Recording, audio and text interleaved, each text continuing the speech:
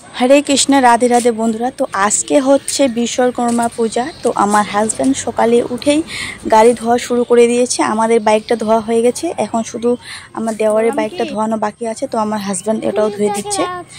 আর তারপরে মা মন্দিরে সকালে পুজো দিয়ে তারপরে গাড়িগুলোতে পুজো দিতে চলে এসেছে। আর আমি গাড়িগুলোর জন্য ফুলের মালা বানিয়ে দিয়েছি। মা পুজো দিচ্ছে। তো মাকে বললাম, মা তুমি পুজোটা করে দাও। তো মাই পুজোটা করে নিল।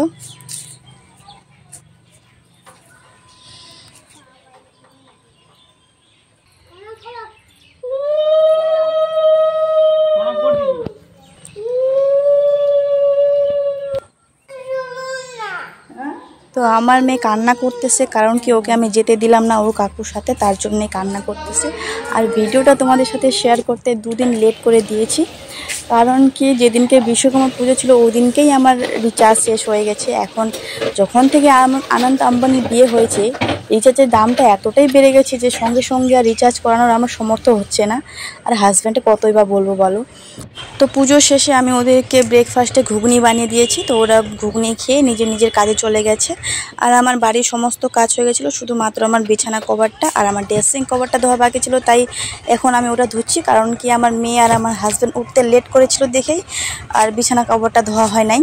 আমার রুমের কাজ শেষ করে আমি চলে যাব দুপুরে সবজি কাটতে। আর আমার ভিডিওগুলো তোমাদেরকে কীরকম লাগে তোমরা অবশ্যই আমাকে কমেন্ট করে জানাবে। আর তোমরা বাড়িতে কে কে বিশ্বকর্মা পূজা করেছো সেটাও তোমরা আমাকে জানাবে। তো আমার ভিডিওটা আমি এতটুকুই করলাম। আশা করি তোমাদেরকে ভিডিওটা ভালো লেগেছে। আর ভিডিওটা শেষ অবধি দেখার জন্য তোমাদেরকে অনেক অনেক ধন্যবাদ। তোমরা সবাই ভালো থেকো, সুস্থ থেকো, টাটা।